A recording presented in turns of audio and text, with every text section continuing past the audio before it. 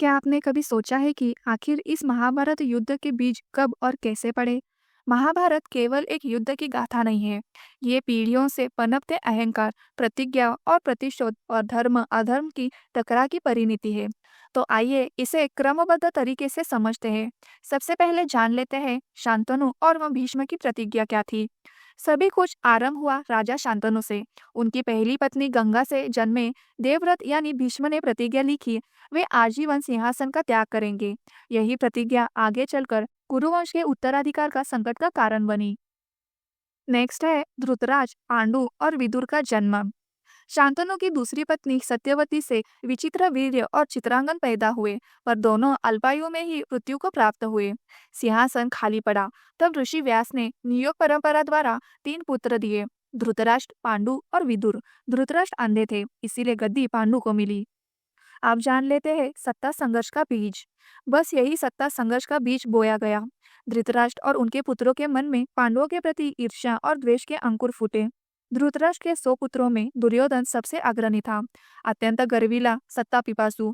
दूसरी ओर पांडु के 5 पुत्र युधिष्ठिर, भीम, अर्जुन, नकुल और सहदेव धर्म, नीति, बल और साहस के ये प्रतीक थे।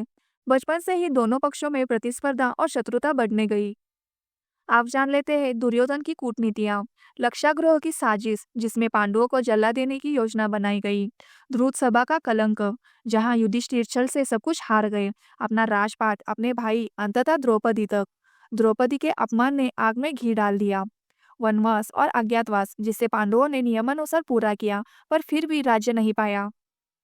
युद्ध का अंतिम कारण, जब श्री कृष्ण मध्यस्थ बनकर गए और दुर्योधन से केवल 5 गांव मांगे, तो दुर्योधन ने अहंकार में कहा, मैं सुई की नोक पर भूमि भी नहीं दे दूंगा। यही एक वाक्य युद्ध का अंतिम कारण बना। जान लेते हैं कौन था पक्ष में, कौन विरुद्ध में। दोस्तों, युद्ध के समर्थकों में दुर्योधन, कर्ण, शकुनी और दुशासन शामिल थे। दूसरी ओर पांडव अपने धर्म और सम्मान की रक्षा के लिए खड़े हुए। पर कोई ऐसे भी थे जो युद्ध नहीं चाहते थे। भीष्म पितामह शांति चाहते थे। विदुर ने कौरवों को बार बार समझाया। गांधारी भी मन ही मन इसके विरुद्ध थी।